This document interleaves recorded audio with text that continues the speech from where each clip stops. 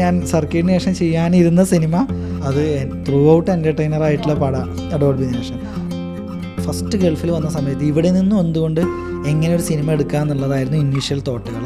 എനിക്ക് ആകെ നോക്കുന്നതും ഞാൻ ആഗ്രഹിക്കുന്നതും ജെനുവിനായിട്ടുള്ള കഥകൾ പറയുക. ഫിലിമിനോട് പാഷനേറ്റ് ആയിട്ടുള്ള കുറച്ച് ആൾക്കാരുണ്ട്. അങ്ങനെയുള്ള ഇവിടെയുള്ള ആൾക്കാർക്കുള്ള ഒരു ഹോപ്പ് എന്തായിരിക്കും ഇൻ ഫിലിം ഇൻഡസ്ട്രി? അതിൻ്റെ ബെസ്റ്റ് എക്സാമ്പിൾ ആണല്ലോ ഞാൻ. ഒരു 3 years മുന്നേ ഒരു ഫിലിമിൻ്റെ പ്രീമിയർ ഷോയ്ക്ക് എന്നോട് ഹോസ്റ്റ് ചെയ്യാൻ വേണ്ടി ചെല്ലാൻ പറഞ്ഞിരുന്നു. ഒരു ടോട്ടലി ന്യൂ ഫിലിമാണ്. എനിക്ക് ഇതിൻ്റെ കാസ്റ്റോ ക്രൂ ആരെയും അറിയില്ലായിരുന്നു. ഞാൻ ഈ ഒരു ഫിലിമിനെത്തി 1001 നുണകൾ. എനിക്ക് അതിനകത്ത് അറിയാവുന്ന ഒരു പേരുണ്ടായിരുന്നു, സലീം അഹമ്മദ് എന്ന് പറഞ്ഞിട്ട് ഈ ഫിലിം പ്രൊഡ്യൂസ് ചെയ്തത്. എന്നാൽ ഈ ഫിലിം കണ്ടിറങ്ങിയപ്പോൾ എനിക്ക് പേഴ്സണലായിട്ട് ഇതിനകത്ത് 2 പേരുടെ പേരാണ് എൻ്റെ മനസ്സിൽ ഏറ്റവും അധികം ക്ലോസ് ആയിട്ട് നിന്ന്. ഒന്ന് Thamar, the director of the movie. രണ്ടാമത് Shamna, the state award winner. അപ്പോൾ ഇന്ന് എൻ്റെ ഒപ്പം ജോയിൻ ചെയ്യുന്നത് is Thamar. Thamar, welcome to ഞാൻ വിടമാട്ടെ. Thank you.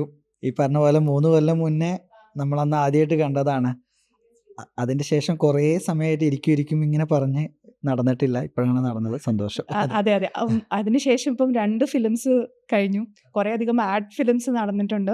ആൻഡ് ഏറ്റവും വലിയൊരു ഹൈലൈറ്റ് എന്ന് പറഞ്ഞു കഴിഞ്ഞാൽ ഷംല ഒന്ന് ഡിസ്കവർ ചെയ്ത് ഒരു സ്റ്റേറ്റ് അവാർഡിലേക്ക് പോകുന്നു. പക്ഷെ ഞാൻ അതിലേക്കൊക്കെ പോകുന്നതിന് മുന്നേ റിഫ്ലക്ഷൻസ് എന്ന് പറഞ്ഞിട്ട് ഷോർട്ട് ഫിലിം 72 kg എന്ന് പറഞ്ഞിട്ട് ആ ഡോക്യുമെൻ്ററിക്ക് അവാർഡ് കിട്ടിയിട്ടുണ്ട്. ആസ് എ ഫിലിം മേക്കർ, ഈ 1001 നുണകളുടെ ഡയറക്ടർ ആവുന്നതിന് മുന്നേ താമറിൻ്റെ ഒരു തോട്ട് പ്രോസസ്സ് എന്തായിരുന്നു? Like what kind of A person വരും? ഒബ്സർവർ ആയിരുന്നോ? ഒരു സ്റ്റോറി ടെല്ലർ ആയിരുന്നോ? എന്തൊരു ടൈപ്പ് ആളായിരുന്നു? ഒറ്റ കാര്യം ഉണ്ടായിരുന്നുള്ളൂ. നമുക്കിങ്ങനെ സിനിമ എടുക്കണം എന്നുള്ളതല്ല, ആദ്യമായിട്ട് എനിക്ക് സിനിമ കാണാൻ ഭയങ്കര റെസ്ട്രിക്ഷനുള്ള ആളായിരുന്നു. ഇത് കുറേ കഴിഞ്ഞിട്ടാണ് സിനിമയുടെ ഒരു വേൾഡ് തന്നെ ഞാൻ എക്സ്പീരിയൻസ് ചെയ്യണതും. ഞാൻ ആദ്യമായിട്ട് ജീവിതത്തിൽ തിയേറ്ററിൽ പോയി കണ്ട സിനിമ കിളിച്ചുണ്ടൻ മാമ്പഴമാണ്. അതെ, അത് പറയുമ്പോൾ എല്ലാവരും ഇങ്ങനെ വാ തുറക്കും. കാരണം കുറേ ലേറ്റ് ആയിട്ടാണ് ഒരു തിയേറ്ററിൽ നമ്മളൊരു സിനിമ കാണുന്നത്. അപ്പോൾ എനിക്ക് ഇനീഷ്യൽ ആദ്യ കാലത്തൊക്കെ ഇത് എന്താണെന്ന് കാണാനുള്ള ഭയങ്കര ഒരു ക്യൂരിയോസിറ്റി ആയിരുന്നു. അപ്പോൾ അതിങ്ങനെ കാണും. അപ്പോൾ അത് ഇടയ്ക്ക് നമ്മളെ ചിരിപ്പിക്കും, ഇടയ്ക്ക് നമ്മളെ കരയിപ്പിക്കും, ഇടയ്ക്ക് നമുക്ക് സ്നേഹം തോന്നും, സന്തോഷം തോന്നും. അപ്പോൾ ഇതിലൊരു പരിപാടി ഉണ്ട്. പിന്നെ അത് നമ്മുടെ നാട്ടിലത്തെ സിനിമകളല്ലാതെ പുറത്തുനിന്നുള്ള സിനിമകൾ കാണാൻ തുടങ്ങി. അപ്പോൾ നമുക്കറിയുന്ന നടനോ നടിയോ ഒന്നുമില്ലാതെ തന്നെ അവരുടെ ഇമോഷന് നമുക്ക് കണക്റ്റ് ആവാൻ തുടങ്ങി. അപ്പോൾ അതിങ്ങനെ ഒരു ഭാഷ അറിയാതെ സബ്ടൈറ്റിൽ മാത്രം വായിച്ചുകൊണ്ട് പോലും നമുക്ക് ഇമോഷനുകൾ കണക്ട് ചെയ്യുന്നത്. അപ്പോൾ ഇതിനൊരു ഫോമാണ്. അപ്പോൾ ഇതിലെന്തെങ്കിലും ചെയ്യണം എന്നുള്ളൊരു ഡ്രൈവ് ഭയങ്കരമായിട്ട് വന്നു. അങ്ങനെയാണ് നമ്മുടെ പരിമിത സാഹചര്യം. അപ്പോൾ എന്താണ് ഇനി നമുക്ക് ചെയ്യാനുള്ളത് എന്നുള്ളൊരു തോട്ട് വന്നു. അപ്പോൾ UAE വന്ന സമയത്തൊക്കെ, UAE വരുന്നതിന് മുന്നേ കോളേജിൽ നിന്നാണ് 72 kg ഷോർട്ട് ഫിലിം 72 kg ഗൾഫിൽ നിന്നാണ് ചെയ്തത്. നാട്ടിൽ നിന്ന് കോളേജിൽ നിന്ന് ഒരു ഷോർട്ട് ഫിലിം ചെയ്തു. പിന്നെ ഇവിടെ വന്നിട്ടുള്ള ലൈഫുകളൊക്കെ കണ്ട് അതിൻ്റെ കഥകൾ പറയാൻ തുടങ്ങി. ഒബ്സർവ് ചെയ്ത് സ്റ്റോറി ടെല്ലറായി മാറി. അതന്നെ, ഒബ്സർവേഷനാണ് ഒരു കീ ഫാക്ടർ എന്ന് പറയുന്നത്. എപ്പോഴും. ഞാൻ ചോദിക്കട്ടെ, ഇപ്പം പറഞ്ഞല്ലോ റെസ്ട്രിക്ഷൻസ് ഉണ്ടായിരുന്നു. കിളിച്ചുണ്ടൻ മാമ്പഴം എന്ന് പറയുമ്പം നമ്മൾ സംസാരിക്കുന്ന 2006 ആ കാലഘട്ടമാണ്. അത് കഴിഞ്ഞ് പെട്ടെന്ന് ഇപ്പം ഫിലിം മേക്കിങ്ങിലേക്ക് വരിക. ഒന്നെന്ന് വെച്ച് കഴിഞ്ഞാൽ നമ്മളിപ്പം ഗൾഫിൽ വരുന്ന ഒരാൾ, നമ്മളിവിടെ ലക്ഷറിക്ക് വരുന്നതല്ല. നമുക്ക് പത്തേമാരി പറയുന്നത്, നമ്മളിവിടെ വരുന്നത് ഈസ് ഫോർ ഏർണിങ്. അപ്പം ഒരു ഫിലിം എനിക്ക് അതറിയില്ലായിരുന്നു. ഫിലിം കാണുന്നില്ലാത്ത ഒരാൾ ഒരു ബിഗ് ലീപ്പ് എടുത്ത് ഞാൻ ഫിലിമിലേക്ക് പോവാണ്. അത് സ്ലോ പ്രോഗ്രസ് ആയിരിക്കും. അതെങ്ങനെയാണ് ഒരു ഡിസിഷൻ എടുത്തത്? ലൈക്ക് ഇപ്പം റെസ്ട്രിക്റ്റ് ചെയ്ത കാര്യങ്ങളൊക്കെ എങ്ങനെ മാറ്റിയെടുത്തു? ബേസിക്കലി സിനിമ കാണാതിരുന്നത് ഫാമിലിയുടെ ഒരു റെസ്ട്രിക്ഷനും കുറച്ചൊരു ഓർത്തഡോക്സ് സ്ട്രിക്റ്റ് ആയിട്ടുള്ള ഫാമിലിയൊക്കെ ആയതുകൊണ്ട് നമുക്ക് അത് അങ്ങനെ എൻ്റർടൈൻ ചെയ്യിച്ചിരുന്നില്ല. പക്ഷെ കണ്ടു തുടങ്ങിയതിന് ശേഷം പിന്നെ അവർ കാണാതെ നമ്മൾ ബാക്കിയുള്ളവരെക്കാട്ടിയൊക്കെ കൂടുതൽ കണ്ടിട്ടുമുണ്ട്. 2006 ഞാൻ കിളിച്ചുണ്ടൻ മാമ്പഴം, ഞാൻ 8ാം ക്ലാസ്സിൽ പഠിക്കുമ്പോൾ ഒരു ഹോസ്റ്റലിൽ നിന്ന് രാത്രി ചാടിപ്പോയിട്ടാണ് കിളിച്ചുണ്ടൻ മാമ്പഴം കണ്ടത്. പക്ഷേ +1 +2 ആകുമ്പോൾ ആ വർഷം ഇറങ്ങിയ മലയാളത്തിലെ എല്ലാ സിനിമയും വിടാതെ പോയി കണ്ടിട്ടുമുണ്ട്. അങ്ങനെ കണ്ടിരുന്നു എന്നുള്ളതാണ്. അപ്പോൾ അങ്ങനെ പിന്നെ നമ്മൾ സിനിമകൾ കണ്ടു തുടങ്ങി. അപ്പോൾ പിന്നെ നമുക്ക് സിനിമ ചെയ്യണം എന്ന് തോന്നി. പക്ഷെ അപ്പോഴും ഞാനൊരു വെയിറ്റേജ് കൊടുത്തിരുന്നത് നമ്മുടെ വീട്ടുകാർക്ക്. കാരണം അൾട്ടിമേറ്റ്ലി ഉപ്പാക്കും ഉമ്മാക്കും സന്തോഷമുള്ള കാര്യങ്ങൾ അവർക്ക്, കാരണം അവരിൽ നിന്നാണല്ലോ എല്ലാം ഉണ്ടാവുന്നത്. അപ്പോൾ അവരെ വിഷമിപ്പിക്കുന്ന, അവരെ സങ്കടപ്പെടുന്ന കാര്യങ്ങളൊന്നും ചെയ്യേണ്ട എന്നുള്ളൊരു കോൺഷ്യസ് ആയിട്ടുള്ളൊരു ഡിസിഷൻ ഉണ്ടായിരുന്നു. പക്ഷെ അങ്ങനെ ഞാൻ ആദ്യമായിട്ടൊരു ഷോർട്ട് ഫിലിം ചെയ്തു, സ്ക്രാപ്പ് ബുക്ക് എന്ന് പറഞ്ഞിട്ട്. അപ്പോൾ ആ ഷോർട്ട് ഫിലിം ചെയ്തപ്പോൾ അത് എനിക്ക് പിന്നെ മനസ്സിലായി. അതിൻ്റെ പേരിൽ ഏറെ സന്തോഷിച്ചതും അത് ഉപ്പാൻ്റെ ഗ്രൂപ്പിലൊക്കെ അയക്കാൻ തുടങ്ങി. ഇത് അവൻ്റെ ഷോർട്ട് ഫിലിമാണ്, ഇതിന് ഇന്ന് അവാർഡൊക്കെ കിട്ടി. അപ്പോൾ പിന്നെ ഞാൻ കഥകളൊക്കെ അവരോട് പറയാൻ തുടങ്ങും. അപ്പോൾ കഥകൾ പറയുമ്പോൾ അവർക്ക് ഇത് നല്ല കഥയുള്ളതാ, ഇത് ചെയ്തൂടെ. അപ്പോൾ നമ്മളോട് ആദ്യം ഇത് വേണ്ട എന്ന് പറഞ്ഞവർക്ക് തന്നെ ഇതിനിങ്ങനെയൊക്കെ സാധ്യതയുണ്ട്, ഇങ്ങനെയൊക്കെ ചെയ്യാം, അവരും കൂടെ കൺവിൻസ് ചെയ്യാൻ പറ്റി. പിന്നെ അങ്ങനെ സിനിമ ഒക്കെ ചെയ്യും. പിന്നെ അങ്ങനെ ഇതിലേക്ക് അതങ്ങോട്ട് വരുവാണ്. ശീലമായിപ്പോയി. ഈ ഫിലിം കാണുന്ന കാര്യത്തിൽ ഞാൻ താമരയുടെ ഇന്റർവ്യൂസ് ഒക്കെ കേൾക്കുന്ന സമയത്ത് പറയുന്നുണ്ടായിരുന്നു, 5 ഫിലിം പറയാൻ പറഞ്ഞപ്പം അതിനകത്ത് ഗോഡ് ഫാദർ ഉണ്ടായിരുന്നു, തനിയാവർത്തനം ഞാൻ കണ്ടിട്ടുള്ള ഫിലിമാണ്, ഗോഡ് ഫാദർ കണ്ടിട്ടുണ്ട്, സെപ്പറേഷൻ ഞാൻ കണ്ടിട്ടില്ല, അങ്ങനെ കുറേ സജഷൻസ് പറയുന്നുണ്ട്. ഇതിലെല്ലാം താമരന്റെ ഫിലിം പോലെ തന്നെ ഭയങ്കര ഇൻഡെപ്ത് ആയിട്ട് റിയൽനെസ് ഉള്ള ഫിലിമാണ്. എനിക്കറിയില്ല, വീണ്ടും ഇപ്പൊ തനിയാവർത്തനം ഞാൻ എപ്പോഴോ കണ്ടതാ, എനിക്കിനി വീണ്ടും അത് കാണാൻ പറ്റത്തില്ല. പക്ഷെ എങ്ങനെയാണ് താമരൻ ആ ഫിലിമുകൾ favourite film, what you take away from those movies? അല്ല, എന്നെ സംബന്ധിച്ചിടത്തോളം ഒന്ന് നമ്മളൊരു സിനിമ ചെയ്യുമ്പോഴും അല്ലെങ്കിൽ ഈ പറഞ്ഞ പോലെ നമ്മൾ സിനിമ എന്തെങ്കിലും ഒരു ഏരിയയിൽ നമുക്കത് ഹുക്കായിരിക്കണം, നമ്മളത് ഇമോഷണലി കണക്റ്റ് ആവണമെന്ന് നിർബന്ധമുള്ള ഒരാളാണ്. പ്രത്യേകിച്ച് തനിയാവർത്തനം, ഞാൻ അതിൻ്റെ മുൻപ് മമ്മൂക്കാൻ്റെ കുറേ സിനിമകൾ കണ്ടിട്ടാണ്, സിബി മലി സാറിൻ്റെ പരങ്ങളുണ്ട്, കിരീടം, ഇതെല്ലാ സിനിമകളും കണ്ടിട്ടുള്ളൂ. പക്ഷേ നമ്മൾ പുറത്തുനിന്ന് കാണുന്ന ചില സിനിമകൾ, ഇൻ്റർനാഷണൽ, ഇപ്പോൾ ഇറാനിൽ നിന്ന് വരുന്നതോ സ്പാനിഷിൽ നിന്ന് വരുന്ന സിനിമകളൊക്കെ, ആ സിനിമകളുടെ ഒക്കെ ഒരു ക്വാളിറ്റി ഓഫ് റൈറ്റിങ്ങും അല്ലെങ്കിൽ അത്തരത്തിലൊരു പ്രിമൈസൊക്കെ ഉള്ള പോലത്തെ ഒരു പടമായിട്ടാണ് എനിക്ക് തനിയാവർത്തനം എപ്പോഴും ഫീൽ ചെയ്യാറ്. കാരണം അതിനൊരു പുറത്തേക്ക്, ഇപ്പോൾ ഒരാൾക്ക് ഭ്രാന്താണെന്ന് സൊസൈറ്റി തോന്നി തുടങ്ങുമ്പോൾ അയാൾ ചെയ്യുന്നതൊക്കെ നോർമലായ കാര്യമാണ്. മക്കളെ, ഞാൻ നിങ്ങൾക്ക് പട്ടം പറപ്പിക്കട്ടെ എന്നൊക്കെ ചോദിക്കും. അപ്പോൾ നമുക്ക് ഈ ആംഗിളിൽ നിന്ന് നോക്കുമ്പോൾ ഇയാൾക്ക് ശരിക്കും ഭ്രാന്തുണ്ടോ എന്ന് നമുക്ക് പോലും സംശയിപ്പിക്കുന്ന രീതിയിൽ അത്തരത്തിലുള്ള ഒരു ക്വാളിറ്റി എഴുത്തും ആ ഒരു പ്രിമൈസും പിന്നെ അതിൻ്റെ ഇമോഷനൊക്കെ അത്ര സ്ട്രോങ് ആണ്. അതുകൊണ്ടാണ് അതെൻ്റെ ഫേവറേറ്റ് ഫിലിം എന്ന് പറഞ്ഞത്. അപ്പം ഇത്തരത്തിലുള്ള സിനിമകളാണ് എപ്പോഴും ഫേവറേറ്റ് ആവുന്നതും. എനിക്ക് കോമഡി സിനിമകൾ ഭയങ്കര ഇഷ്ടമാണ്. ഞാൻ സർക്കിളിന് ശേഷം ചെയ്യാനിരുന്ന സിനിമ ഇപ്പം അതാണോന്ന് അറിയില്ല, അത് ത്രൂ ഔട്ട് എൻ്റർടൈനർ ആയിട്ടുള്ള പടം ഡോൾബി ദിനേശൻ. അത് കംപ്ലീറ്റ് ഹ്യൂമർ ആയിട്ടുള്ളൊരു കോമഡി സിനിമയായിരുന്നു. അപ്പോൾ അങ്ങനെ സിനിമ ഇമോഷണലി എൻഗേജ് ചെയ്യിപ്പിക്കാം, ആക്ഷൻ കൊണ്ട് എൻഗേജ് ചെയ്യിക്കാം, പ്രേമം കൊണ്ട് എൻഗേജ് ചെയ്യിപ്പിക്കാം. എൻഗേജ് ചെയ്യിപ്പിക്കുന്ന പ്രോസസ്സ്, അതായത് നമ്മൾ ആ സ്ക്രീനിൽ നിന്നും ഡിറ്റാച്ച് ചെയ്യരുത്. ഇപ്പോൾ കോമഡി പടം, ഇപ്പോൾ CID മൂസ അല്ലെങ്കിൽ പറക്കുന്നതിലേക്ക് നമ്മൾ ഇരുന്ന് ആദ്യം മുതൽ അവസാനം വരെ ഇരുന്ന് ചിരിക്കുകയാണല്ലോ. അപ്പോൾ ആ ചിരിപ്പിക്കുക എന്നുള്ളതാണ് അവരുടെ എൻഗേജ്മെൻറ്റ് പ്രോസസ്സ്. അപ്പോൾ എനിക്ക് വേണ്ടത് എൻഗേജ് ചെയ്യുന്ന സിനിമ ആയിരിക്കണം, അത് ഏത് ജോണറായാലും ഓക്കെ എന്നുള്ളതാണ്. ഈ ADHDനെ കുറിച്ച് സംസാരിക്കുന്ന ഒരു കാര്യം, അപ്പം സർക്കിട്ട് ഞാൻ എൻ്റെ അമ്മയായിട്ട് പോയി കണ്ടതാണ്. എൻ്റെ അനിയൻ ഒരു ഹൈപ്പർ ആക്റ്റീവ് കിഡാണ്, ADHD അല്ല, we have A very huge age difference. അപ്പം എനിക്ക് അവൻ്റെ ചെറുപ്പത്തിൽ ഇറ്റ് വാസ് വെരി അൺബാലൻസ്. എൻ്റെ അമ്മയ്ക്ക് ഒരു നല്ല ഏജ് ഡിഫറൻസിലാണ് എൻ്റെ ബ്രദർ ഉണ്ടായിരിക്കുന്നത്. അപ്പം ഈ കാണിച്ച കുറച്ച് ബുദ്ധിമുട്ടുകളുണ്ടല്ലോ, ഐ ഹാവ് സീൻ ദാറ്റ്. ഒരു ഹൈപ്പർ ആക്റ്റീവ് ആയിട്ടുള്ള കുട്ടി തന്നെ ഉണ്ടായിട്ട് ഫാമിലിയിൽ എത്ര ബുദ്ധിമുട്ടുകൾ ഉണ്ടാവും എന്നുള്ളൊരു കാര്യം എനിക്കറിയാം. എവിടെയൊക്കെയോ I also played a mother role. അപ്പം ഞങ്ങളിത് കാണുന്ന സമയത്ത് എല്ലാവർക്കും കണക്ട് ആയതുപോലെ എന്തുകൊണ്ടാണ് ഈ ഒരു ADHD അല്ലെങ്കിൽ ബിക്കോസ് അതൊരു ഡിഫറെൻറ്റ് സ്പെക്ട്രത്തിൽ വരുന്ന കുട്ടികളാണ്, ആൻഡ് അതൊരു ബിഹേവിയറൽ ഇതാണ്. അപ്പം അതെങ്ങനെ എടുത്തിട്ടാണ് താമര ആ ഇഷ്യൂ എടുക്കാമെന്ന് തീരുമാനിച്ചത്? എവിടെ നിന്നായിരുന്നു? ആ ഇഷ്യൂ പറയാൻ വേണ്ടിയിട്ടല്ല ഞാൻ ആ സബ്ജക്റ്റ് എടുത്തത്, അല്ലെങ്കിൽ നമുക്ക് ഈ ഒരു വിഷയത്തെക്കുറിച്ച് സിനിമ ചെയ്യണമെന്ന് വിചാരിച്ചിട്ടായിരുന്നില്ല. നേരത്തെ പറഞ്ഞ പോലെ ഫസ്റ്റ് ഗൾഫിൽ വന്ന സമയത്ത് ഇവിടെ നിന്നും എന്തുകൊണ്ട് എങ്ങനെ ഒരു സിനിമ എടുക്കുക എന്നുള്ളതായിരുന്നു ഇനീഷ്യൽ തോട്ടുകൾ. ശരിക്കും 1001 നുണകൾ 2016 സ്ക്രിപ്റ്റ് എഴുതി. അത് അന്ന് എന്തുകൊണ്ടോ 16 എഴുതിയിട്ടുണ്ട്. അത് ആ ഒരു വർഷം അത് വേണ്ട എന്ന് തീരുമാനിച്ചു. ഇമ്മീഡിയറ്റ് 2017-18 ആയപ്പോൾ എഴുതിയിട്ടുള്ള സ്ക്രിപ്റ്റാണ് സർക്കിട്ട്. ഈ പറഞ്ഞ പോലെ എനിക്ക് ഇവിടുന്ന് ഒരു ന്യൂസ് വായിച്ചപ്പോൾ കിട്ടിയ ഐഡിയ ആണ്. അതായത് ഒരു ബിൽഡിങ്ങിന് തീ പിടിച്ചു, ആ ബിൽഡിങ്ങിൽ ആളുകളെല്ലാം രക്ഷപ്പെടുത്തി, പക്ഷേ 2 കുട്ടികൾ ആ ബിൽഡിങ്ങിൽ ലോക്കായി പോയിട്ട് ആ അപകടത്തിൽ പെട്ടുവന്നു. അപ്പോൾ ആ ന്യൂസ് വായിച്ചപ്പോൾ ഞാൻ മനസ്സിലാക്കിയത്, പാരൻസ് ജോലിക്കൊക്കെ വേണ്ടി പോയപ്പോൾ കുട്ടികളെ ഇങ്ങനെ ലോക്ക് ചെയ്ത് വെക്കേണ്ട ഒരു സിറ്റുവേഷൻ ഉണ്ടായി. അപ്പോൾ ഞാൻ വിചാരിച്ചു, അയ്യോ അങ്ങനെ ചെയ്യേണ്ടി, അത് ആ കുട്ടികൾക്കും അപ്പോൾ ഒന്ന് വിളിച്ചാൽ പറഞ്ഞാൽ അല്ലെങ്കിൽ തുറന്നു കൊടുത്താലെങ്കിൽ അവർ രക്ഷപ്പെടുമായിരുന്നു ബാക്കിയുള്ളവരെ പോലെ. അപ്പോൾ പിന്നെ ഇങ്ങനെ ഒരു തോട്ട് വന്നു, ഇനി എന്തുകൊണ്ടായിരിക്കും ഈ പാരൻസ് അവരെ ലോക്ക് ചെയ്തിട്ടുണ്ടാവുക? അപ്പോൾ ഇങ്ങനെ ആലോചിച്ച്, ചിലപ്പോൾ അതൊരു പ്രോബ്ലം മേക്കറായ കുട്ടിയായിരുന്നെങ്കിലോ, അല്ലെങ്കിൽ ഇങ്ങനെ വേറെ വീട്ടിലാക്കിക്കൊണ്ട് നിർത്താനോ, ആ ചിന്തയിൽ നിന്നാണ് അത് ADHD എന്നുള്ള ഒരു കൺസെപ്റ്റിലോട്ട് മാറിയത്. ഇനീഷ്യലി അത് ഓട്ടിസൊക്കെ ആയിരുന്നു, പിന്നെ അത് ഷൂട്ട് ചെയ്യാനുള്ള പ്രാക്ടിക്കൽ കൺസേൺ ഒക്കെ മാറ്റി ADHDക്ക് വന്നതാണ്.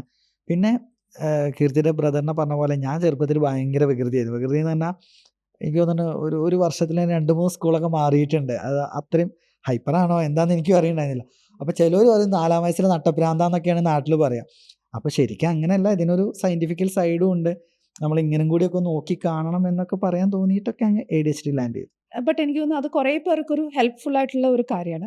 ഞാൻ ഈ ഫിലിമിൻ്റെ കാര്യങ്ങൾ ഡിസ്കസ് ചെയ്യുന്ന ഒരു ഫോറത്തിലുണ്ട്. അപ്പോൾ അതിൽ ആക്ച്വലി ഞാൻ ഇതിൻ്റെ ക്ലൈമാക്സ് ഒരു ഡിസ്കഷൻ ആയിരുന്നു. ലൈക്ക് ജപ്പു എന്ന് പറഞ്ഞ് ഓർഹാൻ ചെയ്ത ഈ ഒരു കഥാപാത്രം ആമിർ ലൈഫിലേക്ക് ഒരു രാത്രി വരുമ്പം നെക്സ്റ്റ് കുറച്ച് ദിവസങ്ങൾക്കുള്ളിൽ തന്നെ നെക്സ്റ്റ് ഡേ തന്നെ പുള്ളി ചേഞ്ച് ചെയ്യുന്നുണ്ട്.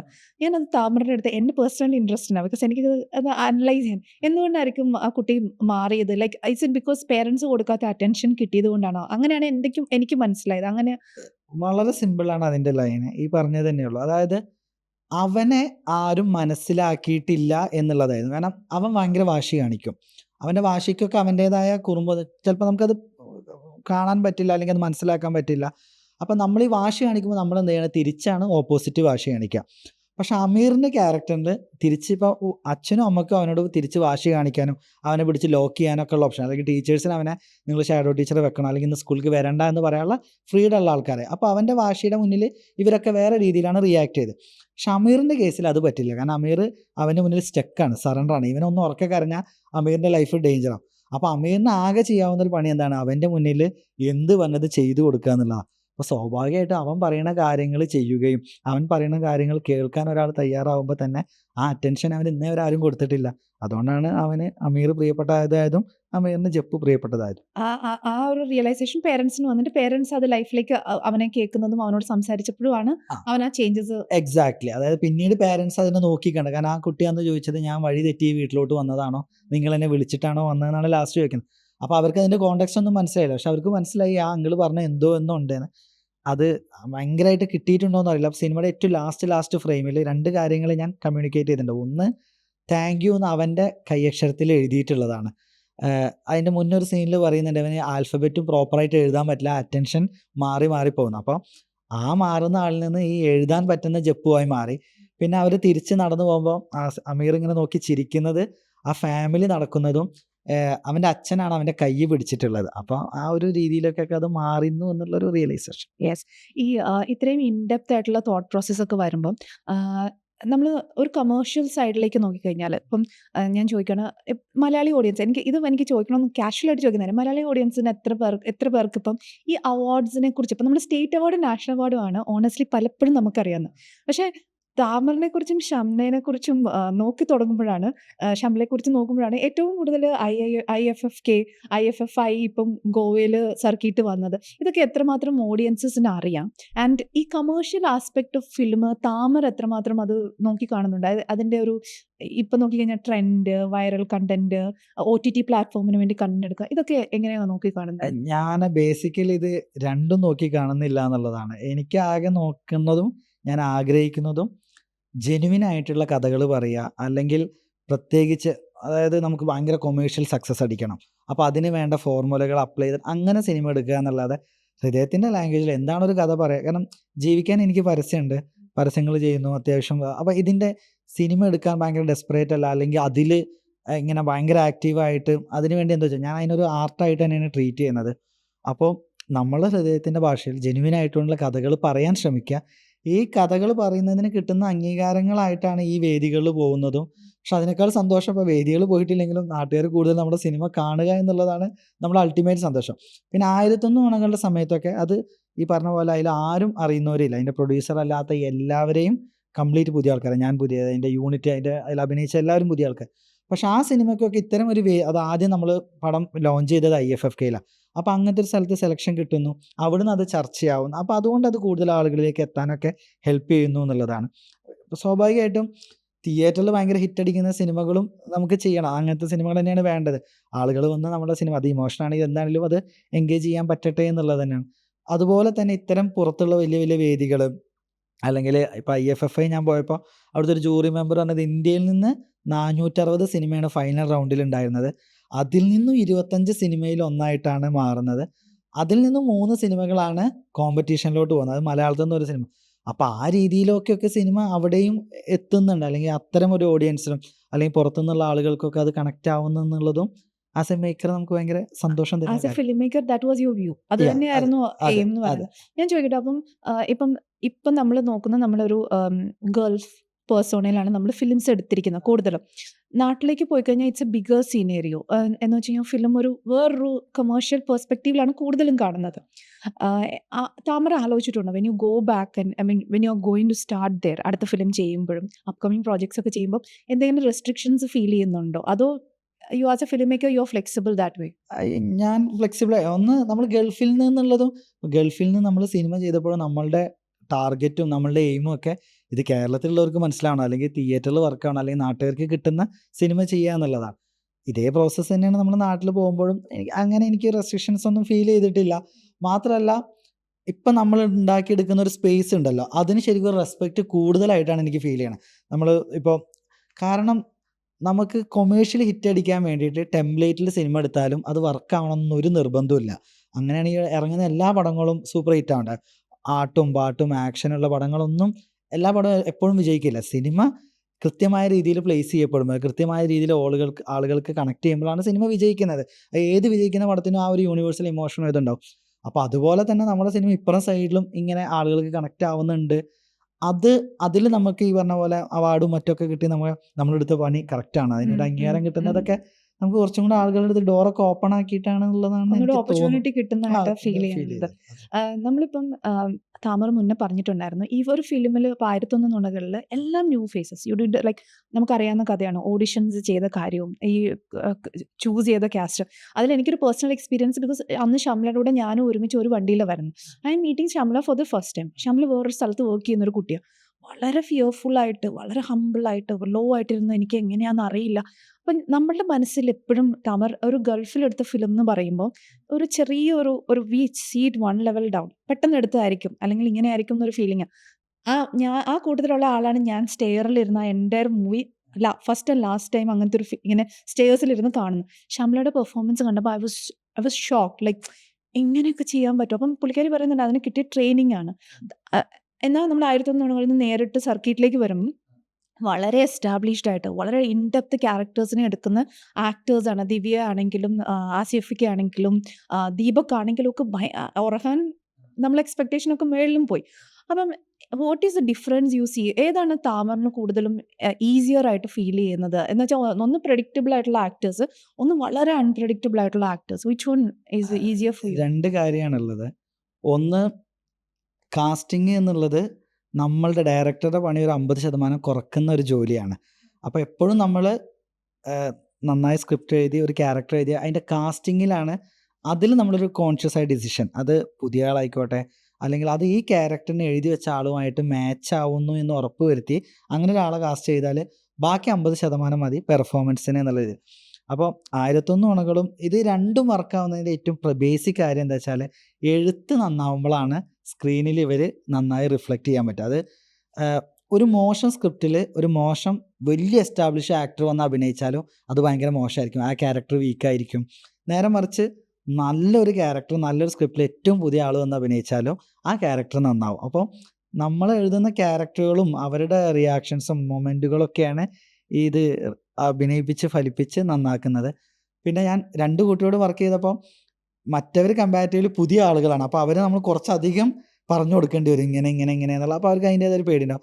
നേരെ മറിച്ച് ആസിക്ക, ദിവ്യപ്രഭ, ദീപക് ഇവരെ പോലുള്ളവർ വരുമ്പോൾ നമ്മൾ വിചാരിച്ചതിനെക്കാട്ടിയും ഒരു ഫർദർ ലെവല് അതിനെ എലിവേറ്റ് ചെയ്യാനും ഇവരെ കൊണ്ട്.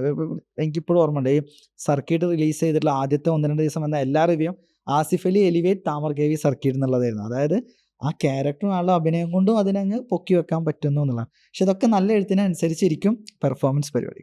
അല്ല, എനിക്ക് തോന്നുന്നു അതൊരു ഒരു കംപ്ലീറ്റ് ടീം വർക്ക് ആണല്ലോ മൂവി എന്ന് പറയുന്നത്. ആർട്ട് ഡയറക്ടർ, കൊറിയോഗ്രാഫർ, റൈറ്റർ എല്ലാം ഒരു ഒരേ ലെവലിൽ പോകുമ്പോഴാണ് ഒരു ഫിലിം സക്സസ്ഫുൾ ആവുന്നത്. ഞാൻ ഇത് വളരെ ജനറൽ ആയിട്ട് ചോദിക്കുന്ന ഒരു കാര്യം താമ, ലൈക്ക് ഞാൻ വളരെ അൺഎക്സ്പെക്റ്റഡ് ആയിട്ട് വേറൊരു റീസണിന് വേണ്ടി ഒരു ആക്ടിങ് വർക്ക്ഷോപ്പിൽ തരുൺ നടത്തിയൊരു ആക്ടിങ് വർക്ക്ഷോപ്പിൽ പോയിരുന്നു. അപ്പോഴാണ് ഞാൻ ആക്ച്വലി റിയലൈസ് ചെയ്യുന്നത് ഇത്രയും അധികം ഫിലിമിനോട് പാഷനേറ്റ് ആയിട്ടുള്ള എന്ത് ചെയ്താലും I will take one role, I will do that, I am ready to go എന്ന് പറഞ്ഞ് നിൽക്കുന്ന കുറച്ച് ആൾക്കാരുണ്ട്. അങ്ങനെയുള്ള ഇവിടെയുള്ള ആൾക്കാർക്കുള്ള ഒരു ഹോപ്പ് എന്തായിരിക്കും ഇൻ ഫിലിം ഇൻഡസ്ട്രി? താമൻ എന്താ തോന്നുന്നത്? ലൈക്ക് ബിക്കോസ് ഞാൻ മുന്നേ പറഞ്ഞ നമ്മളിവിടെ വരുമ്പോൾ കുറേ ഹോപ്പ്, നമ്മുടെ ഫാമിലീനെ സപ്പോർട്ട് ചെയ്യണം, കുറേ പ്രാരാരാബ്ദങ്ങൾ നമ്മൾ പറയുന്ന പോലെ ആയിട്ട് വരുന്ന. അപ്പോൾ ശരിക്കും അങ്ങനെയുള്ളവർക്ക് ഹോപ്പ് ഉണ്ടോ ഇന്ന് ഇൻഡസ്ട്രി, മലയാളം ഇൻഡസ്ട്രിയിൽ? അതായത് ഇവിടെ നിൽക്കുന്നവർക്ക് മലയാള സിനിമയിൽ ഹോപ്പ് ഉണ്ടോന്ന്, അതിൻ്റെ ബെസ്റ്റ് എക്സാമ്പിൾ ആണല്ലോ ഞാൻ അങ്ങനെ പറയുന്നതല്ല. ഞാൻ ഇവിടെ വരുന്നത് ഒരു ഗ്രോസറിയിലെ ഒരു ഡെലിവറി ബോയ് ആയിട്ടാണ് എൻ്റെ കരിയർ സ്റ്റാർട്ട് ചെയ്യുന്നത്. അപ്പോൾ എൻ്റെ കയ്യിൽ ആകെ ഉണ്ടായിരുന്നത് സിനിമ എന്നുള്ള സ്വപ്നവും പിന്നെ കുടുംബത്തിന് വേണ്ടി ജോലി ചെയ്യണം എന്നുള്ളതാണ്. നമ്മൾ അതിന് ശേഷം എടുത്ത 2 സിനിമകളും, ഇപ്പോൾ ഞാൻ നേരത്തെ പറഞ്ഞപ്പോൾ സർക്കിട്ടാണെങ്കിൽ മലയാളത്തിൽ നിന്നുള്ള ഏക സിനിമയും ഇന്ത്യയിൽ നിന്നുള്ള 3 സിനിമയായിട്ട് മാറാൻ പറ്റുന്നു. അതുപോലെ IFFKയിലാണ് 1001 ആദ്യമായിട്ട് ലോഞ്ച് ചെയ്യാൻ പറ്റിയത്. പിന്നെ അന്ന് നമ്മൾ കണ്ടെത്തിയ പുതിയ താരങ്ങളിൽ ഒരാൾക്കാണ് ഈ വർഷത്തെ മമ്മൂക്കാൻ്റെ ഒപ്പം മികച്ച നടി എന്നുള്ള സ്റ്റേറ്റ് അവാർഡ് കിട്ടുന്നത്. അപ്പോൾ ആത്മാർത്ഥമായ പരിശ്രമങ്ങളും ശ്രമങ്ങളും നമ്മുടെ ഭാഗത്ത് നിന്ന് എപ്പോൾ എവിടെ നിന്നുണ്ടായാലും അത് ഗൾഫിൽ നിന്നോ ഒന്നുമല്ല, ഒന്ന് നമുക്ക് അതിനോടൊരു ഭയങ്കര അഭിനിവേശവും അതിനൊരു പാഷനും ടേസ്റ്റൊക്കെ ഉണ്ടാവണം. അത് നമ്മൾ ജെന്യുവിനായിട്ടാണ് ചെയ്യണമെന്ന് വെച്ചെങ്കിൽ ഇവിടെ നല്ല എവിടെയും നല്ല അത് ഓസ്കാർ വരെ എത്താൻ പറ്റും എന്നാണ് ഞാൻ വിശ്വസിച്ചുകൊണ്ടിരിക്കുന്നത്. അത് എനിക്ക് പറ്റിയില്ലെങ്കിൽ വേറെ ആൾക്കാർക്കെങ്കിലും പറ്റും, വരുന്നവർക്കൊക്കെ പറ്റും. അത്രയും ഓക്കെയാണത്. പക്ഷെ നമ്മുടെ ശ്രമങ്ങൾ ജെന്യുവിനായിരിക്കും. ജെനുവിൻ ആയിരിക്കണം. എനിക്ക് പെട്ടെന്ന് പറഞ്ഞില്ല മീൻസ് ഗ്രോസറിന്ന് ഡെലിവറി ബോയ് എന്ന് പറഞ്ഞപ്പം എനിക്ക് ആമിറിന് ഓർമ്മ വന്നത് ആസിഫിക്കയുടെ. അതിനകത്ത് എനിക്ക് ഭയങ്കര ടച്ചി ആയിട്ട് തോന്നിയൊരു കാര്യം എന്ന് വെച്ച് കഴിഞ്ഞാൽ, ആൾ ഫുഡ് കഴിക്കാൻ വേണ്ടി പോകുമ്പോൾ ആ ഓണർ, കാഫേയുടെ ഓണർ ശ്രദ്ധിച്ചിട്ട് ഫുഡ് കൊടുക്കുന്നത്. ഇവിടെ നമ്മൾ അങ്ങനത്തെ നമ്മൾ മുന്നേ സംസാരിച്ച പോലെ റാസൽ കൈമ അങ്ങനത്തെ സ്ഥലങ്ങളിലൊക്കെ പോയി കഴിഞ്ഞാൽ, നമ്മളൊരു ഗ്രോസറിയിലൊക്കെ ചെന്ന് കഴിഞ്ഞാൽ അവർ നമ്മുടെ നാട് പോലെ ഒന്നുകൂടെ ഒരു പേഴ്സണൽ ടച്ച് ഉണ്ട്. ഇതിലെവിടെയൊക്കെയാണ് താമറിന്റെ എക്സ്പീരിയൻസസ് ഈ ഒരു സർക്യൂട്ടിൽ എവിടെയൊക്കെയാണ് ഇട്ടിരിക്കുന്നത്? ഈ അമീറിൻ്റെ ക്യാരക്ടറിൽ ഞാൻ നേരിട്ട് അനുഭവിച്ചിട്ടുള്ള എക്സ്പീരിയൻസുകൾ എന്നുള്ളതിനേക്കാൾ ഉപരി ഞാൻ കണ്ടിട്ടുള്ളതും കേട്ടിട്ടുള്ളതും നമ്മുടെ ചുറ്റുപാടിലായിട്ടുള്ള എല്ലാ ആൾക്കാരുടെ കഥകളും അതിൽ വെച്ചിട്ടുണ്ട്. കാരണം ഞാൻ ഗ്രോസറിയിൽ വന്നത് എൻ്റെ ഉപ്പാടെ അടുത്തേക്കാണ്, എൻ്റെ ഏട്ടനൊക്കെ ഉണ്ടായിരുന്നത്. അപ്പോൾ ഞാൻ കമ്പാരിറ്റീവ്ലി അങ്ങനെ ബാച്ചലർ റൂമൊന്നും ഷെയർ ചെയ്യണില്ല, അവരുടെ കൂടെ താമസിച്ചിട്ടുള്ളത്. അപ്പോൾ എനിക്കത് ഓക്കെ ആയിരുന്നു. പക്ഷെ എന്നാലും എൻ്റെ കൂടെ അപ്പുറത്ത് ജോലി ചെയ്യുന്ന ആൾക്കാരാണെങ്കിലും, പിന്നെ ഈ ആ ഫുഡ് സീൻ തന്നെ ഞാൻ കുറേ റെസ്റ്റോറൻറ്റിലൊക്കെ കണ്ടിട്ടുണ്ട്. ഇങ്ങനെ ബോർഡ് ചെയ്തിട്ടുണ്ട്, നിങ്ങൾക്ക് ഭക്ഷണം കഴിക്കാൻ പൈസ ഇല്ല എന്നുള്ളതാണെങ്കിൽ കഴിച്ചോളൂ, പൈസ തരാതെ പോയാൽ മതി. അതുപോലെ വിസയിൽ വന്ന് ബുദ്ധിമുട്ടുന്ന ആളാണെങ്കിൽ ഭക്ഷണം തരണ്ട എന്നൊക്കെ പറഞ്ഞിട്ടുള്ള സ്റ്റിക്കേഴ്സൊക്കെ ഞാൻ പല സ്ഥലത്തും കണ്ടിട്ടുണ്ട്. അപ്പോൾ ആ കണ്ട സാധനങ്ങളെ ജസ്റ്റ് ഒന്ന് ഒരു ക്രിയേറ്റീവായിട്ടുള്ള ഫോമിലേക്ക് മാറ്റി എന്നുള്ളതാണ്. ബാക്കി പിന്നെ ഡെലിവറി ചെയ്യുന്നതും ഒരു ടിപ്പ് കിട്ടുമ്പോഴുള്ള സന്തോഷവും, പിന്നെ ഇവിടെ ഉണ്ടാകുന്ന ഈ ബാക്കിയെല്ലാം നമ്മൾ അനുഭവിച്ചറിഞ്ഞിട്ടുള്ളതോ, ഒന്നെങ്കിൽ കേട്ടിട്ടുള്ളതോ വായിച്ചിട്ടുള്ളതോ അല്ലെങ്കിൽ ആരെങ്കിലും പറഞ്ഞറിഞ്ഞിട്ടുള്ള കാര്യങ്ങളാണ് അതിൽ എഴുതിയിട്ടുള്ളത്. അതെ. ഇപ്പം ഈ ആമിർ എന്ന് പറഞ്ഞ കഥാപാത്രം ചെയ്ത ആസിഫിക്കയാണ്. താമറിന് ഒന്നുകൂടെ ഞാൻ ആസിഫിക്ക് ഇത്രയും ബോണ്ടായിട്ടൊരു ഡയറക്ടറിൻ്റെ കൂടെ എനിക്ക് നമ്മൾ BTS കാണുമ്പോൾ അങ്ങനെ കണ്ടിട്ടില്ല. പക്ഷെ നിങ്ങൾ രണ്ടുപേരും സൈക്കിൾ റൈഡ് പോകുന്നു. How do you feel when he enters room? Asif Ali ഒരു റൂമിലേക്ക് വരുമ്പോൾ ഉള്ള ഒരു ആസ് എ ഡയറക്ടർ എന്താണ് ആ ഒരു സെറ്റിൻ്റെ ഒരു ഹോൾ ഫീലിംഗ്? അത് നമ്മൾ ആദ്യത്തെ സിനിമ വർക്ക് ചെയ്തത് കംപ്ലീറ്റ് പുതിയ ആൾക്കാരെ വെച്ചിട്ടാണ്. അപ്പോൾ നമ്മൾക്ക് ഇവരെല്ലാവരും നമുക്കാണ് ഒരു ഇത്, നമ്മൾ അവരെങ്ങനെ ആക്കും. രണ്ടാമത്തെ സിനിമയിലേക്ക് വരുമ്പോൾ കംപ്ലീറ്റ് ഭയങ്കര പേരുള്ള ആസിഖാനെ പോലെ പ്രൊഫഷണൽ ആർട്ടിസ്റ്റുകളാണ്. അപ്പം നമുക്കൊരു ഇതുണ്ടായിരുന്നു ഇനി ഇവരായിട്ട് എങ്ങനെയാണ് എന്നുള്ളത്. പക്ഷേ അത് എന്താന്ന് ഇപ്പോൾ ആസിഖ എന്നൊക്കെ പറഞ്ഞാൽ നമ്മളായിട്ട് ഭയങ്കര അടുപ്പത്തിൽ, ചിലപ്പോൾ അത് പുള്ളിയുടെ ഒരു ടെക്നിക്കും കൂടി ആയിരിക്കും. കാരണം ഇവർക്ക് പാനിക്ക് കൊടുക്കണ്ട, ഇവരായിട്ട് നല്ല ഇതിൽ നിന്നാലായിരിക്കും ചെയ്യാൻ പറ്റുക എന്നുള്ള അവരുടെ എക്സ്പീരിയൻസിൻ്റെ പുറത്തൊക്കെ ആയിരിക്കും. പക്ഷെ നമ്മളായിട്ട് ആസിഖ ഭയങ്കര അടുപ്പമായിരുന്നു. പിന്നെ ഈ സിനിമ കംപ്ലീറ്റ് രാത്രിയായിരിക്കും ഷൂട്ട്. നമ്മളെ കോൾ ടൈം തന്നെ ഈവനിങ് 6 മുതൽ മോർണിംഗ് 6 വരെയാണ്. അപ്പോൾ തണുപ്പുള്ള ഭയങ്കര തണുപ്പുള്ള സമയം. ഞാൻ ആ ഒരു പോസ്റ്റൊക്കെ ഇട്ടത് ശരിക്കും ഞാൻ എൻ്റെ ഇപ്പോൾ ആ സിനിമയ്ക്ക് അങ്ങനെ മാർക്കറ്റ് ചെയ്യേണ്ട ആവശ്യമൊന്നുമില്ല, അല്ലാതെ തന്നെ കേരളം മുഴുവൻ ഹോർഡിങ്സ് വെച്ചിട്ടുണ്ട്, പോസ്റ്റർ വെച്ചിട്ടുണ്ട്, പാട്ടും ട്രെയിലറൊക്കെ ഇറക്കി. പക്ഷേ എനിക്കൊരു നന്ദി പറയണം എന്നുള്ള ആ ഒരു ഇതായിരുന്നു. പിന്നെ വർക്ക് ചെയ്യാനാണെങ്കിലും ഭയങ്കര സുഖം. അപ്പോൾ അതിൽ ചില ഒരു സീനൊക്കെ ഉണ്ട്, അപ്പോൾ അത് നമുക്ക് ഒരു വട്ടം ഷൂട്ട് ചെയ്തു. അപ്പോൾ പിന്നെ നമുക്കത് ഇഷ്ടമായില്ല. അപ്പോൾ നമ്മളിങ്ങനെ പോയിട്ട് പറഞ്ഞു ആസിഖ് നമുക്ക് ഇങ്ങനെ പിടിച്ചാൽ, എന്നാൽ അങ്ങനെ പിടിക്കാടാ, പിറ്റേ ദിവസം ചെയ്യുന്നു. അപ്പോൾ അവരും നിൽക്കുന്നത് നല്ല സിനിമകൾ, കാരണം എന്നാൽ അത് അവർക്കും തിരിച്ചറിയില്ല. ഇപ്പോൾ ഇത് ഭയങ്കര കോമ്പറ്റീഷൻ ഉള്ള സ്ഥലമാണ്. നമ്മൾ നല്ല കണ്ടന്റുകളും നല്ല സിനിമയും നല്ലത് ചെയ്താൽ മാത്രമാണ് ഇതിൽ സർവൈവ് ചെയ്യാൻ പറ്റുള്ളൂ.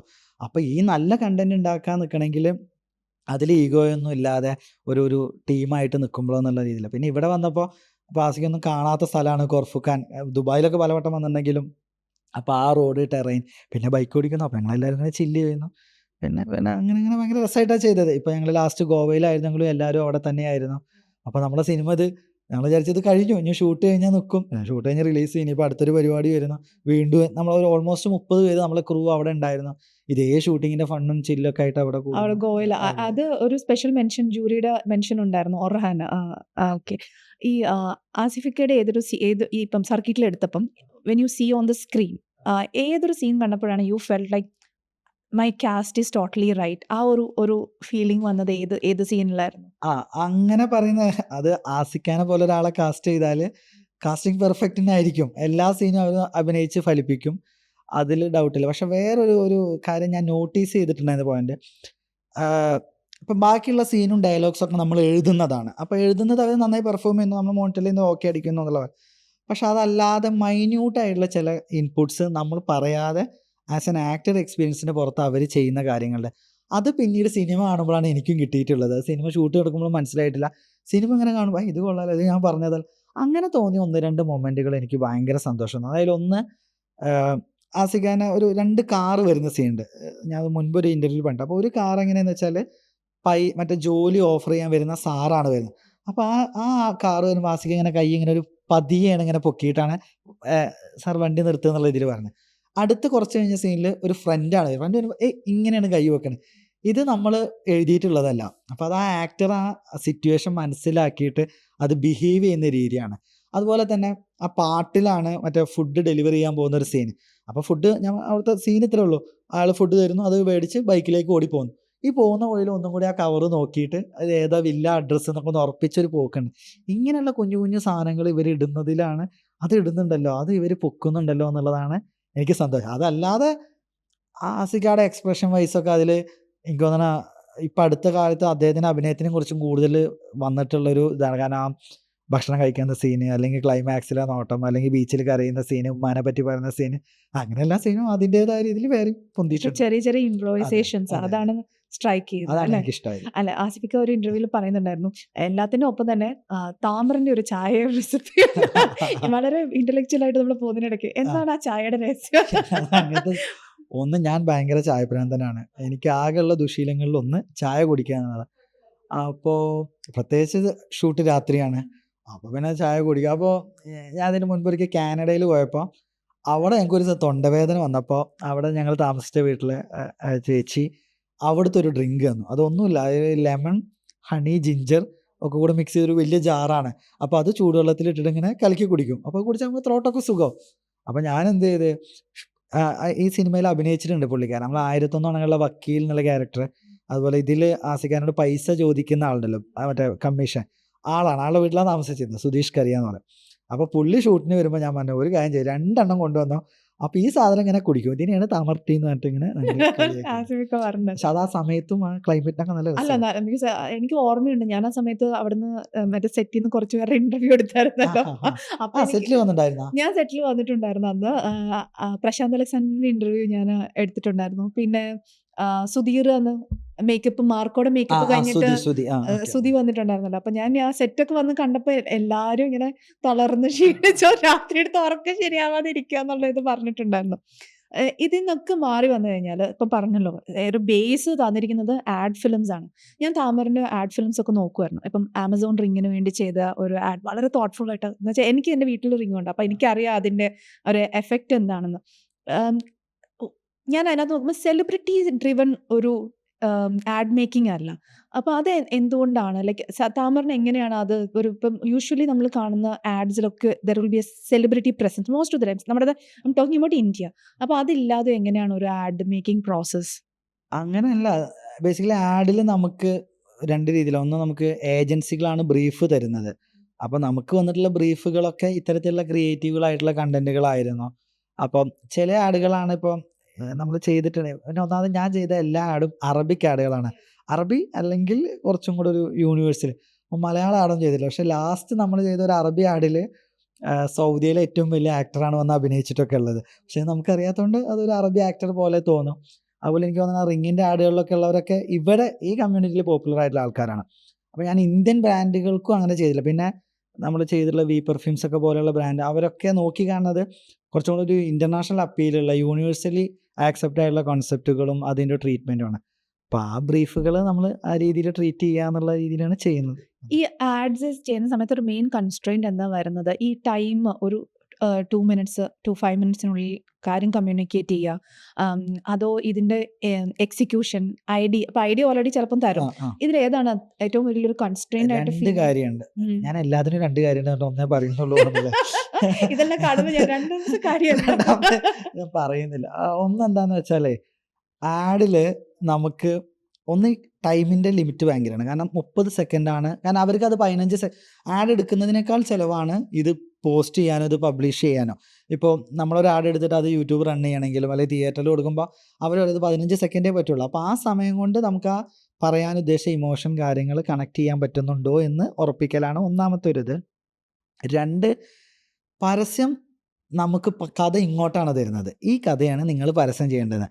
നമ്മൾ ഷൂട്ട് ചെയ്തിട്ട് അവർ കാണുമ്പോൾ അവർ പറഞ്ഞ കഥ തന്നെ ആയിരിക്കണം വന്നിട്ടുണ്ടാകുക.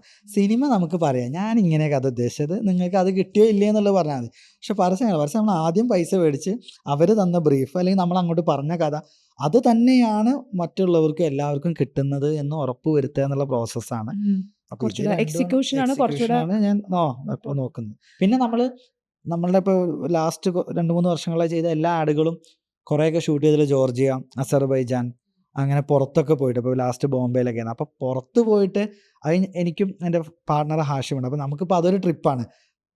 അതായത് കഥയുണ്ട്, കയ്യിൽ പൈസയുണ്ട്. ഇനി നമ്മൾ അവിടെ പോവും, എന്നിട്ട് ഞങ്ങളിങ്ങനെ നടന്ന് കാസ്റ്റ് ചെയ്യും, അതുപോലെ ലൊക്കേഷനുകൾ കണ്ടെത്തും. അപ്പോൾ അതൊരു ഒരു ഇതായിട്ടുണ്ട്. അവിടെ നിന്നുകൊണ്ട് നമ്മളൊരു 15 ദിവസത്തിനായിക്കൊണ്ട് നമ്മൾ ട്രിപ്പ് പ്ലാൻ ചെയ്യാം. അപ്പോൾ നമ്മൾ ആലോചിക്കുക ഒരു 10 ദിവസം കൊണ്ട് പ്രൊജക്റ്റ് തീർത്താൽ 5 ദിവസം എന്താണ് ലാഭമാണ്. അപ്പോൾ അത് തീർക്കാൻ പറ്റുമോ എന്നുള്ള രീതിയിലൊക്കെ ഇങ്ങനെ ട്രാവൽ ഒരു ഹരമാണ് അല്ലേ? 30 കൺട്രീസ് പോയിട്ടുണ്ട്. What is A take away from travel? ഞാനിപ്പം എനിക്കൊരു ടേക്ക് അവേ എന്ന് പറഞ്ഞു കഴിഞ്ഞാൽ ഒരു പുതിയ സ്ഥലത്ത് ചെന്ന് കഴിയുമ്പം what ever happened in my life so far till date, എല്ലാ വർഷവും നമ്മൾ പോവുകയാണെങ്കിൽ അവിടെ ചെല്ലുമ്പം ദാറ്റ് ഈസ് ഡിഷ് ദെയർ. എന്ന് വെച്ചാൽ നെഗറ്റീവ് കാര്യങ്ങളാണ് നമ്മളെ എഫക്റ്റ് ചെയ്യുന്ന മെൻ്റൽ പുതിയൊരു എക്സ്പീരിയൻസ് ആൾക്കാരെ ഒബ്സർവ് ചെയ്തിട്ട് തിരിച്ചു വരിക. I come out as a new person every time ഒരു ട്രാവൽ കഴിയുമ്പോൾ. താമറിൻ്റെ ടേക്ക് അവേ എന്താണ് ഫ്രം ദിസ് ഈ ഒരു എക്സ്റ്റെൻസീവ് ട്രാവലിംഗ്?